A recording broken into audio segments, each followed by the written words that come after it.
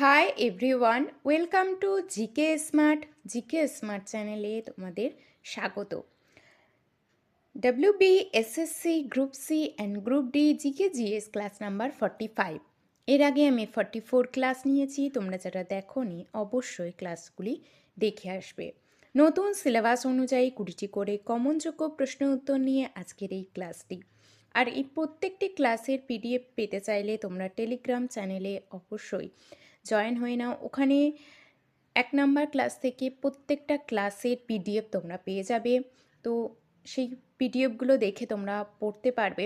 তো আমি বলবো অবশ্যই তোমরা টেলিগ্রাম চ্যানেলটিতে জয়েন হয়ে যাও।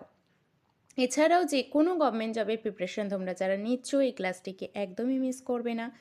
গ্রুপ সি এবং গ্রুপ ডির যেহেতু এক্সাম ডেট এসে গেছে এবং আর কিন্তু হাতে মাত্র 1টি মাস বাকি, অর্থাৎ 30 দিনের একটি চ্যালেঞ্জ নাও যাতে তোমরা গ্রুপ সি অথবা গ্রুপ ডি যে কোনো একটিতেই তোমরা চান্স পেয়ে যাও। তো তোমাদের প্রিপারেশান কার কত দূর আমাকে কিন্তু কমেন্টে অবশ্যই জানাবে। আর তোমরা যারা টেলিগ্রামে জয়েন হয়ে নেই অবশ্যই টেলিগ্রাম চ্যানেলটিতে জয়েন হয়ে যাও। আর ক্লাসটি সম্পূর্ণ দেখার অনুরোধ থাকবে এবং বন্ধুদের মধ্যে অবশ্যই ক্লাসটি শেয়ার করে দাও। তো আজকের ক্লাসটি শুরু করি। প্রথমে আমরা সিলেবাসটা দেখে নিই। সিলেবাসের উপর ভিত্তি করেই আমি কিন্তু প্রতিদিন ক্লাস নিচ্ছি। তো তোমরা বুঝতেই পারবে যে আমি প্রত্যেকটি সিলেবাস ধরে ধরে একটি করে প্রশ্ন রাখার চেষ্টা করছি যাতে তোমাদের সুবিধা হয়। আর 20টি করেই প্রশ্ন থাকছে যাতে তোমরা একটু মিলিয়ে নিতে পারো 20তে তোমরা কে কেমন স্কোর করছো। আমাকে কিন্তু কমেন্টে অবশ্যই জানাবে তোমাদের কার কেমন আনসার হচ্ছে, ঠিক আছে, এবং কে কতগুলি স্কোর করতে পারছো। তো আজকের এই ক্লাসটি শুরু করি। আজকের প্রথম প্রশ্ন কি আছে? সমুদ্রগুপ্তের সভাকবি কে ছিলেন? অপশান এ অশ্ব ঘোষ, option B Nagarjuna, option C Aryabhatta, option D Harisena. সমুদ্রগুপ্তের সভাকবি কে ছিলেন?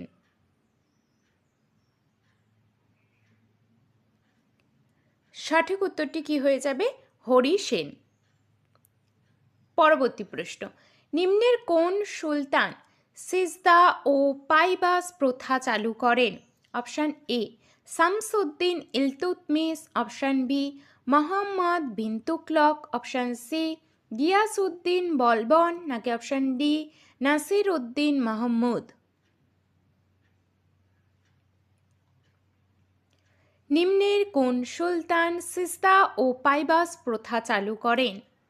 সঠিক উত্তরটি হয়ে যাবে গিয়াসউদ্দিন বলবন। পরবর্তী প্রশ্ন 3 নাম্বার, ভারতীয় উপমহাদেশে প্রথম এবং একমাত্র মুসলিম নারী শাসক কে ছিলেন? Option A Razia Sultan, option B Afghan Khanam, নাকি অপশান সি ঝাঁসির রানী লক্ষ্মীবাই, নাকি অপশান ডি কোনোটি নয়। ভারতীয় উপমহাদেশে প্রথম এবং একমাত্র মুসলিম নারী শাসক কে ছিলেন? সঠিক উত্তরটি হয়ে যাবে রাজিয়া সুলতানা।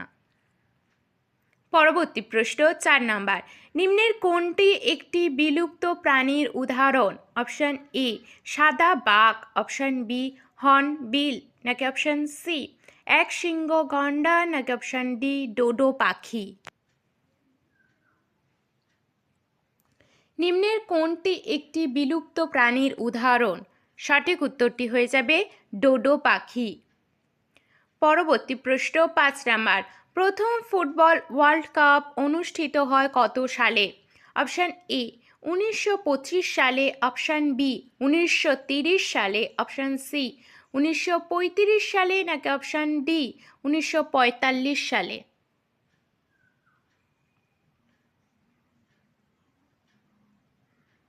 সঠিক উত্তরটি এখানে হয়ে যাবে 1930 সালে। পরবর্তী প্রশ্ন 6 নাম্বার, আরাবল্লী পর্বতের সর্বোচ্চ শৃঙ্গ হল? Option A mount Abu, option B Doda Betta, option C গুরু শিখর, নাকি অপশান ডি ধূপগড়। আরাবল্লী পর্বতের সর্বোচ্চ শৃঙ্গ হল কোনটি? সঠিক উত্তরটি হয়ে যাবে গুরু শিখর। পরবর্তী প্রশ্ন 7 নাম্বার, ঐক্যশ্রী প্রকল্পটি কিসের জন্য চালু করা হয়েছে? অপশান এ, সংখ্যালঘু ছাত্রছাত্রীদের শিক্ষাবৃত্তির জন্য। অপশান বি, কৃষকদের আর্থিক সহায়তার জন্য। অপশান সি, বেকার যুবকদের চাকরি দেওয়ার জন্য। নাকি অপশান ডি, মহিলা স্বনির্ভর গোষ্ঠীর উন্নয়নের জন্য। অর্থাৎ আমি কিন্তু প্রকল্প সম্বন্ধীয় একটি ক্লাস করিয়ে দিয়েছি, তোমরা যারা দেখোনি অবশ্যই সেটি চেক করে আসবে। ঐক্যশ্রী প্রকল্প কিসের জন্য চালু করা হয়েছে? সঠিক উত্তর হয়ে যাবে সংখ্যালঘু ছাত্রছাত্রীদের শিক্ষাবৃত্তির জন্য। পরবর্তী প্রশ্ন 8 নাম্বার, উদয় শঙ্কর কোন নৃত্যের সঙ্গে যুক্ত ছিলেন? Option A, Chhau. Option B, Odissi. Option C, সৃজনশীল নৃত্য। নাকি অপশান ডি, সত্রিয়া।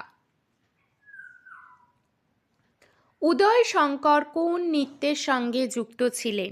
সঠিক উত্তর হয়ে যাবে সৃজনশীল নৃত্য। পরবর্তী প্রশ্ন 9 নাম্বার, ভারতের প্রথম গ্র্যান্ড মাস্টার কে? Option A, Viswanath Anand. Option B, Vaishali Ramesh Babu. Option C, D Gukesh. নাকি অপশান ডি, দিব্য দেশমুখ।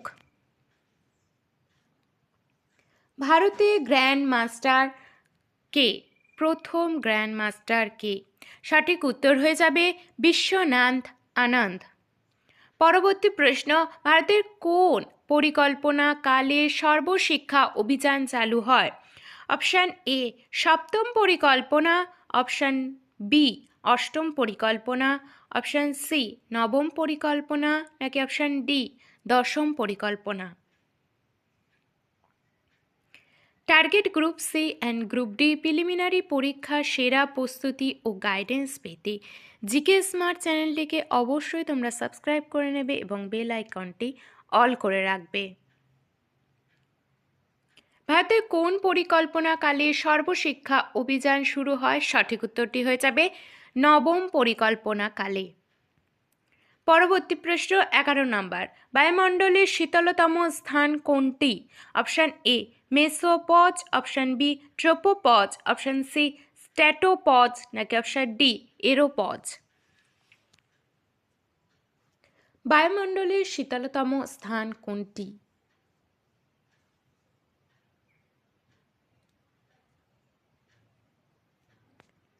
সঠিক উত্তরটি হয়ে যাবে মেসোপজ। পরবর্তী প্রশ্ন 12 নাম্বার, 2032 সালে গ্রীষ্মকালীন অলিম্পিক কোন শহরে অনুষ্ঠিত হবে? Option A, Sydney. Option B, Melbourne. Option C, Brisbane. নাকি অপশান ডি, পার্থ। 2032 সালে গ্রীষ্মকালীন অলিম্পিক কোন শহরে অনুষ্ঠিত হবে? সঠিক উত্তরটি হয়ে যাবে ব্রিসবেন। পরবর্তী প্রশ্ন 13 নাম্বার, অজন্তা গুহা ভারতের কোন রাজ্যে অবস্থিত? Option A, Madhya Pradesh. Option B, Maharashtra. Option C, Orissa. নাকি অপশান ডি, কর্ণাটক। অজন্তা গুহা ভারতের কোন রাজ্যে অবস্থিত? সঠিক উত্তর কি হয়ে যাবে এখানে? মহারাষ্ট্র। পরবর্তী প্রশ্ন 14 নাম্বার, নিম্নের কে একজন বীণা বাদক ছিলেন? অপশান এ, দ্বিতীয় চন্দ্রগুপ্ত। অপশান বি, প্রথম চন্দ্রগুপ্ত। Option C, Srigupta. নাকি অপশান ডি, সুভদ্রগুপ্ত। নিম্নের কে একজন বীণা বাদক ছিলেন? সঠিক উত্তর এখানে কি হয়ে যাবে? সুভদ্রগুপ্ত। পরবর্তী প্রশ্ন 15 নাম্বার, এনইপি 2020 অনুযায়ী পুরনো 10+2 কাঠামোর বদলে নতুন কোন কাঠামোটি প্রবর্তিত হয়েছে? এই প্রশ্নটি কিন্তু খুবই ইম্পর্টেন্ট। আমি এর আগেও 2-3বার এই কোশ্চেনটি করিয়েছি, আবারও সেম কোশ্চেন করাচ্ছি, কারণ এই কোশ্চেনটা তোমাদের আসার সম্ভাবনা কিন্তু খুব বেশি। তো এখানে সঠিক উত্তর কোনটি হয়ে যাবে? না অপশান এ, 5+3+3+4। এটি হলো 2020 অনুযায়ী নতুন কাঠামোর প্রবর্তিত হয়েছে। 16 নম্বর প্রশ্ন, জাতিসংঘ নিরাপত্তা পরিষদে স্থায়ী সদস্য সংখ্যা কত? অপশান এ 10 জন, অপশান বি 5 জন, অপশান সি 6 জন, নাকি অপশান ডি 7 জন? জাতিসংঘ নিরাপত্তা পরিষদে স্থায়ী সদস্য সংখ্যা কতজন? সঠিক উত্তর হয়ে যাবে 5 জন। পরবর্তী প্রশ্ন 17 নম্বর, অর্থনীতিতে নোবেল পুরস্কার পেয়েছেন প্রথম কোন ভারতীয়? Option A Amartya Sen, option B Raghuram Rajan, option C Arijit Bandyopadhyay, নাকি অপশান ডি মনমোহন সিং? অর্থনীতিতে নোবেল পুরস্কার পেয়েছেন কোন ভারতীয়? সঠিক উত্তর হয়ে যাবে অমর্ত্য সেন। পরবর্তী প্রশ্ন 18 নম্বর, ভারতের কোন রাজ্যে সাইলেন্ট ভ্যালি অবস্থিত? Option A Karnataka, option B Tamil Nadu, option C Kerala, নাকি অপশান ডি অন্ধ্রপ্রদেশ? ভারতের কোন রাজ্যে সাইলেন্ট ভ্যালি অবস্থিত? সঠিক উত্তরটি হয়ে যাবে কেরালা। পরবর্তী প্রশ্ন 19 নম্বর, রিজার্ভ ব্যাংক অফ ইন্ডিয়ার বর্তমান গভর্নর হলেন কে? Option A Urjit Patel, option B Raghuram Rajan, option C Shaktikanta Das, নাকি option D Sanjay Malhotra? Reserve bank of ইন্ডিয়ার বর্তমান গভর্নর জেনারেল কে? সঠিক উত্তর হয়ে যাবে সঞ্জয় মালহোত্রা। পরবর্তী প্রশ্ন 20 নম্বর এবং আজকের শেষ প্রশ্ন, নদীর জলপ্রবাহ পরিমাপ করা হয় কোন এককের সাহায্যে? অপশান এ ঘনমিটার, option B cusec, option C candela, option D mole? নদীর জলপ্রবাহ পরিমাপ করা হয় কোন এককের সাহায্যে? সঠিক উত্তরটি হয়ে যাবে কিউসেক। তো আজকের এই 20টি প্রশ্ন তোমাদের কেমন লাগলো আমাকে কমেন্টে অবশ্যই তোমরা জানাবে, এবং ভালো লেগে থাকলে একটি লাইক করবে, এবং চ্যানেলটি সাবস্ক্রাইব করা না থাকলে অবশ্যই চ্যানেলটি সাবস্ক্রাইব করে নেবে। এছাড়াও তোমরা 20 নম্বরের মধ্যে কে কেমন স্কোর করছো আমাকে কিন্তু জানিও। আর তোমরা যদি 20টার বেশি প্রশ্ন চাও, অর্থাৎ 30টি বা 40টি, তো আমাকে অবশ্যই কমেন্টে জানাবে। যেহেতু আর এক্সামের বেশি দিন সময় নেই, তো আর সময় নষ্ট করো না, পড়াশোনাটা চালু করো। এবং যে আজকে ক্লাসটি দিয়ে 45টি ক্লাস, এর প্রত্যেকটির পিডিএফ কিন্তু তোমরা টেলিগ্রামে পেয়ে যাবে। অবশ্যই সেটা চেক করে নাও এবং পিডিএফ দেখে পড়াশোনা শুরু করে দাও, আর সময় নষ্ট করো না। তো আজকে এইটুকুনি, টাটা।